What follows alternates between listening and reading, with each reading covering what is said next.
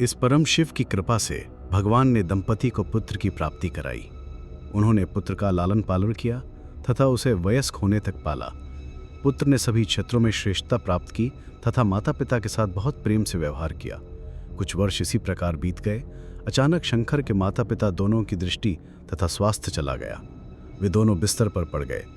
चाहे कितने ही चिकित्सकों को दिखाया, रोग ठीक नहीं हो सका। परंतु शंकर अपने माता पिता को उस अवस्था में देखकर बहुत व्यथित तथा व्याकुल हुए। एक दिन शंकर एक ऋषि के पास गए तथा उन्हें अपने माता पिता के बारे में बताते हुए कहा, स्वामी, मेरा नाम शंकर है। मैं वारणापुरम से आया हूँ। मेरे सामने अप्रत्याशित रूप से एक बड़ी समस्या आ गई है स्वामी। मेरे माता पिता जिन्होंने मुझे जन्म दिया, वे अब जीवित प्राणी बन गए हैं और बिस्तर पर सीमित हैं स्वामी। ये मेरी गलती नहीं है कि मैं इस तरह जी रहा हूँ। मैंने उन्हें कई डॉक्टरों को दिखाया है। मैंने कहीं से कई दवाइयाँ लाकर उन्हें दी हैं, लेकिन वे फिर से सामान्य नहीं हो रहे हैं स्वामी। स्वामी, अगर मेरे माता पिता को बचाने का कोई उपाय है तो कृपया मुझे बताएं। अगर ऐसा कुछ किया जा सकता है जिससे मेरे माता पिता पहले जैसे हो जाएं, तो कृपया मुझे बताएं। मैं अपना जीवन देने के लिए तैयार हूँ स्वामी। स्वामी, कृपया मेरी मदद करें। यह शंकर भीख मांग रहा था।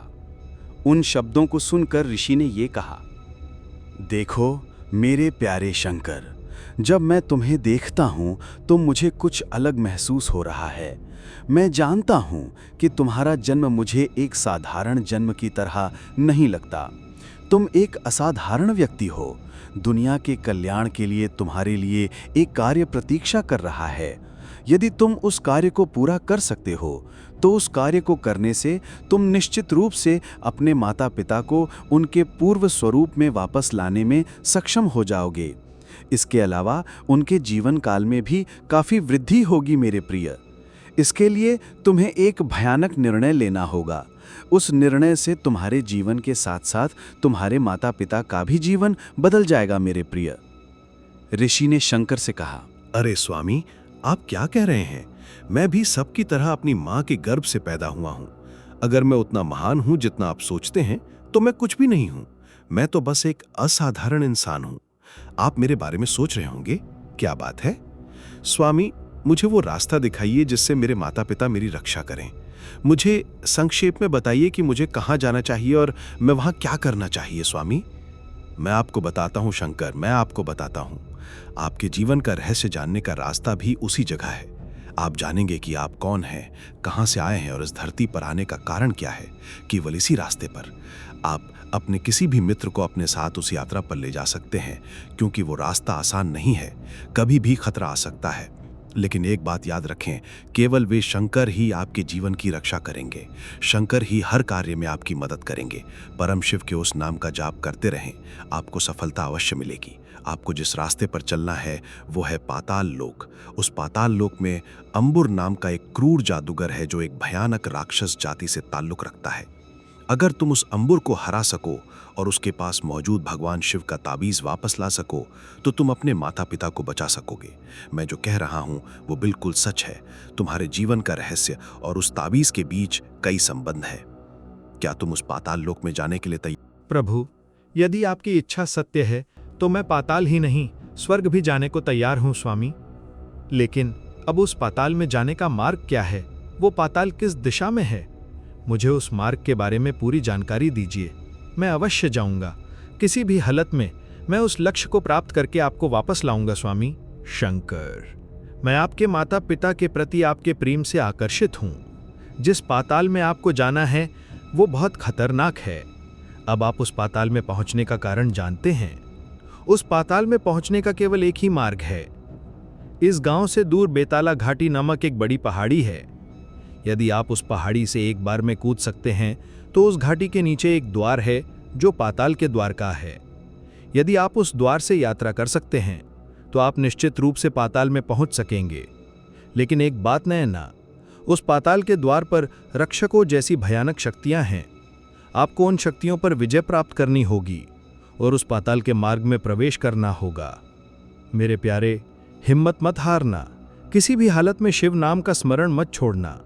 अगर कभी भी तुम खतरे में पड़ो तो ये 3 रुद्राक्ष जो मैं तुम्हें दे रहा हूं, पकड़ लेना और शिव नाम का स्मरण करना। जो खतरा तुम पर आया है वो जरूर दूर हो जाएगा। धन्यवाद स्वामी, धन्यवाद।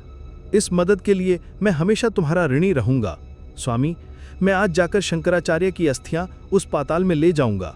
मुझे आशीर्वाद दो स्वामी, अब मैं चलता हूँ। शंकर सीधे अपने घर चले गए।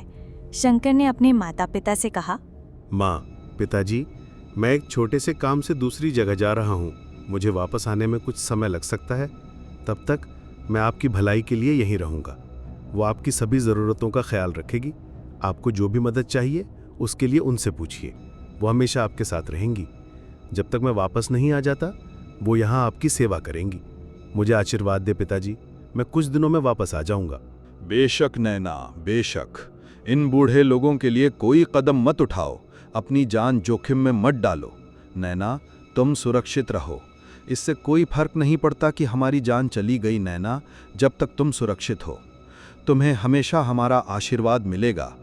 तुम जहाँ भी जाओ शिव का स्मरण मत छोड़ो नैना।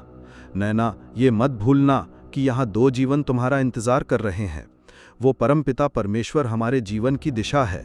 तुम सावधानी से जाओ और सुरक्षित वापस आओ नैना। उस परमपिता परमेश्वर की कृपा हमेशा तुम्हारे साथ रहेगी। हमारा आशीर्वाद भी तुम्हारे साथ रहेगा नैना। जाओ और विजयी होकर लौटो नैना। हम यहाँ तुम्हारा इंतजार करेंगे। शंकर सीधा अपने बचपन के सबसे अच्छे दोस्त के पास गया और बोला, अरे रंगा, मुझे तुम्हारी थोड़ी मदद चाहिए। तुम्हारे अलावा इस गांव में मेरा कोई और बड़ा दोस्त नहीं है। तुम बचपन से ही मेरे सबसे अच्छे दोस्त रहे हो। तुम ही मेरे मार्गदर्शक भी हो, जो मुझे अच्छा बुरा बताते रहते हो। रंगा, मैं अब एक भयानक जगह जा रहा हूँ। उस जगह पर बहुत सी बाधाएं, भूत प्रेत और राक्षस हैं। मुझे उन सब का सामना करके एक जगह पहुँचना है। जब तक मैं उस जगह नहीं जाता मेरे माता पिता कभी समाने नहीं हो पाएंगे। वे हमेशा के लिए बिस्तर पर ही पड़े रहेंगे। अगर ऐसा नहीं है तो मुझे वहाँ ज़रूर जाना चाहिए। क्या तुम मेरे साथ मेरे सहायक के रूप में चलोगे? अरे शंकर, तुम हमेशा ऐसी बातें क्यों करते हो? तुमने खुद ही कहा था कि मैं तुम्हारा सबसे अच्छा दोस्त हूँ। चाहे मैं जीऊँ या मरूँ, मैं हमेशा तुम्हारे साथ रहूँगा। तुम्हारी मदद करने के लिए नहीं, बल्कि तुम्हारे साथ रहने के लिए। मुझे तुम्हारे साथ होने पर बहुत गर्व है। इस गांव में बहुत से लोग हैं, लेकिन तुम जैसा व्यक्ति सिर्फ एक ही है। तुम्हें किसी तरह का भ्रम है। आप बहुत अच्छे इंसान हैं। आप सबकी मदद करते हैं। अगर आप मुसीबत में हैं तो मैं आपकी मदद जरूर करूंगा। चलो कभी साथ चलते हैं।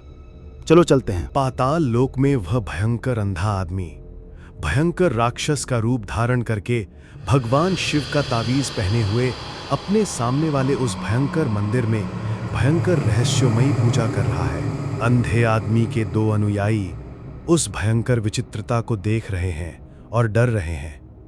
वे दोनों क्या सोच रहे हैं? अरे बेटा, लगता है इस अंधे आदमी का अंत निकट है। भगवान शिव का तावीज पहने हुए वह कोई रहस्यमयी पूजा कर रहा है। उसके लिए अभी भी जीना मुश्किल है। वह उन भगवान शिव को धोखा देने की कोशिश कर रहा है जो आदि तत्व और अधो तत्वों के स्वामी हैं।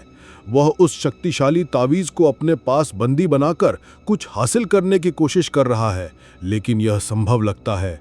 मुझे लगता है कि उसकी मृत्यु निकट है मेरे दोस्त। अगर वह मर गया तो हम इस पहाड़ से मुक्त हो जाएंगे। हम इस पाताल लोक से धरती पर पहुंच पाएंगे। जैसा कि ऋषि ने कहा था, शंकर और उनके मित्र जंगल के रास्ते से जा रहे थे। काफी दूर चलने के बाद, जैसा कि ऋषि ने कहा था, राक्षसों का एक विशाल पहाड़ उनके सामने प्रकट हुआ। पहाड़ी बहुत बड़ी और गहरी लग रही थी। शंकर और उनके मित्र ने पहाड़ी के अंत में जाकर देखा। हालांकि शंकर अपने मित्र के साथ खाई में कूद गए। जैसा कि ऋषि ने कहा था, वे दोनों हवा की गति से भी तेज खाई से घाटी में गिर रहे थे। थोड़ी ही देर में उनके नीचे एक जादुई हाथ प्रकट हुआ। वे दोनों उस हाथ को घूर रहे थे। वो हाथ उन दोनों को सीधे पाताल के द्वार पर ले जा रहा था। ये देखकर शंकर के मित्र को भी आश्चर्य हुआ। वो शंकर से इस प्रकार कह रहा था, अरे शंकर, ये क्या है? कोई जादुई हाथ कहीं से हमारी ओर आया।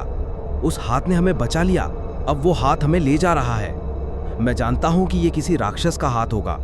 देखो कितना बड़ा है। मैंने इतना बड़ा हाथ कभी नहीं देखा। इसके अलावा इसमें कोई जादुई शक्ति है कि ये बिना किसी शरीर के सिर्फ एक हाथ से इस तरह हवा में घूम सकता है। अरे शंकर, कोई तो वाकई हमारी मदद कर रहा है। इस जादुई हाथ के आने के पीछे कोई रहस्य छिपा है। लेकिन ये सब देखकर मुझे बहुत अजीब लग रहा है। मुझे आश्चर्य है कि भविष्य में हम और कितनी अजीबोगरीब चीजें देखेंगे। मैं बहुत खुश हूँ, लेकिन दूसरी तरफ शंकर, ये बहुत डरावना भी है।